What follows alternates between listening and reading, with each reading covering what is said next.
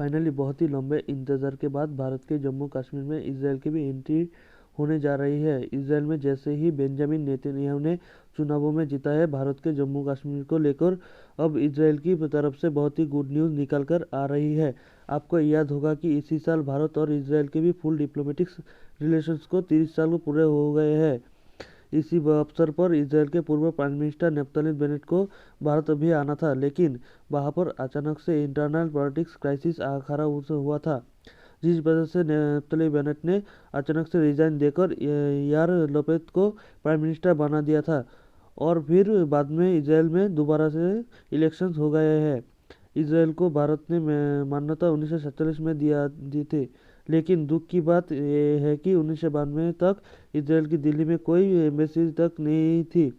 इससे पहले मुंबई में इसराइल की कॉन्सुलेट खोलने की परमिशन दी गई थी, वो भी तभी ताकि भारत की ज्यूस को इसराइल में आने जाने की कोई दिक्कत ना हो। दोनों देशों ने एक दूसरे देश में एम्बेसी साल 1992 में खुली थी, जिसको इस साल 30 साल पूरे हो गए थे। 1992 से पहले भारत झुकाव पैलेस्तीन की तरफ ज़्यादा हुआ करता था और हम इसराइल को लगातार इग्नोर किया करते थे। अब हम इसराइल से ज़्यादा पैलेस्तीन को ज़्यादा प्रेफरेंस दिया करते थे और हमने इसराइल गवर्नमेंट के साथ फुल डिप्लोमेटिक टाइज की स्थापना नहीं की थी। इसराइल उससे पहले ही कश्मीर मुद्दे पर हमारा समर्थन करते आया है और यूनाइटेड नेशन के अलग अलग मंच के ऊपर उसने कश्मीर मुद्दे के ऊपर हमेशा भारत के वोट किया है और भारत का ही समर्थन दिया है और ना कि डिप्लोमेटिक समर्थन। और कारगिल युद्ध के समय इसराइल ने जो भारत की मदद की थी उसको हम कैसे भूल सकते हैं। लेकिन इस सब के बावजूद इसराइल ने भारत के जम्मू कश्मीर में अपनी फिजिकल प्रेजेंस कभी दर्ज नहीं कराई थी, लेकिन अब वो भी होने जा रहे हैं। इसराइल की ऑफिशियल्स इसराइल की एक टीम भारत के जम्मू कश्मीर में हमेशा के लिए डिप्लॉय होगी। रेफरेंस के लिए आपकी स्क्रीन के ऊपर इंडिया टुडे की स्क्रीनशॉट है, जिसके मुताबिक इसराइल ने जो फैसला किया है कि वो भारत के जम्मू कश्मीर यूनियन टेरिटरी में एग्रीकल्चर फील्ड में मदद करने के लिए 2 सेंटर ऑफ एक्सीलेंस खोलेगा। माना जा रहा है कि इनमें से एक जम्मू डिवीज़न में होगा और दूसरा कश्मीर डिवीज़न में, और ये जम्मू डिवीज़न में होने वाला है। ये कदम उठाने का फैसला किया है। आप में से कई सारे लोगों को ये पता नहीं होगा कि डिफेंस और ट्रेड की तरह ही एग्रीकल्चर और वाटर मैनेजमेंट के फील्ड में भी भारत और इसराइल के टाइज लगातार मजबूत हो रहे हैं, या फिर ये कह लो कि एग्रीकल्चर और वाटर मैनेजमेंट की फील्ड्स में इसराइल भारत की लगातार मदद कर रहे हैं। इसराइल की जो न्यू दिल्ली में एम्बेसी है उसमें वहाँ पर स्पेशल तौर पर एक एग्रीकल्चर अटैचे और वाटर अटैचे की नियुक्ति की गई है, जो भारत के एग्रीकल्चर आउटपुट को बढ़ाने में और हमारा ये वाटर मैनेजमेंट की जो समस्या है उसमें हमारी मदद करते हैं।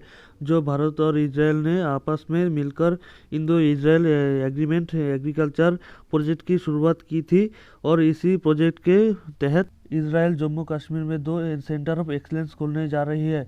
इसराइल जो भारत के अंदर 2 अटैचे है, यानी ऐसे ना वो पिछले हफ्ते जम्मू कश्मीर राज्य में इंडिया पाकिस्तान बॉर्डर के ऊपर फॉरवर्ड एरियाज में एग्रीकल्चरल फार्मर्स है उनको भी देखने गए थे। साथ में जम्मू के बाद वो कश्मीर में भी गए थे। उनकी इस विजिट के बारे में बताया जा रहा है कि वो जम्मू कश्मीर की 2 सेंटर ऑफ एक्सीलेंस की लोकेशन को फाइनलाइज करने के लिए गए थे। उन्होंने अपने इंटरव्यू में कहा है कि जम्मू कश्मीर की फार्मर्स को देखा है और वो इसराइल की एडवांस टेक्नोलॉजी भारत के फार्मर्स को साथ शेयर करना चाहते हैं और वो एक प्रॉस्पेरस जम्मू कश्मीर देखना चाहते हैं। जम्मू डिवीज़न में जो खेती लायक ज़मीन है उसका एक बड़ा हिस्सा पाकिस्तान के साथ लगते बॉर्डर के पास भी है, इसलिए इसराइल के एग्रीकल्चर अटैचे इंडिया पाकिस्तान के पास फॉरवर्ड एरियाज में स्थित वहाँ पर खेतों का मुआयना करने गए हैं। ऐसे में माना जा रहा है कि जम्मू कश्मीर के जम्मू डिवीज़न में इसराइल का सेंटर ऑफ एक्सीलेंस सेटअप होगा। वो उसकी जो जम्मू के लोकेशन हो गए वो शायद बॉर्डर के पास, यानी जो पाकिस्तान के बॉर्डर लगते हैं उसकी 25 से 30 किलोमीटर के रेडियस के अंदर ही हो सकती है, जिससे पाकिस्तान को बड़ी दिक्कत होने वाली है। चलो, खुशी की बात यह है कि इसराइल अब जम्मू कश्मीर की किसानों की पैदावारों की बढ़ाने में भी हमारी मदद कर रहे हैं, इसलिए इसराइल को तो एक थैंक्स बनता है। आपको क्या लगता है, इसराइल की एंटी स्ट्रेटेजिक रीजंस के कारण हुई है या फिर नहीं? नीचे कमेंट करके ज़रूर बताएं हाँ या ना।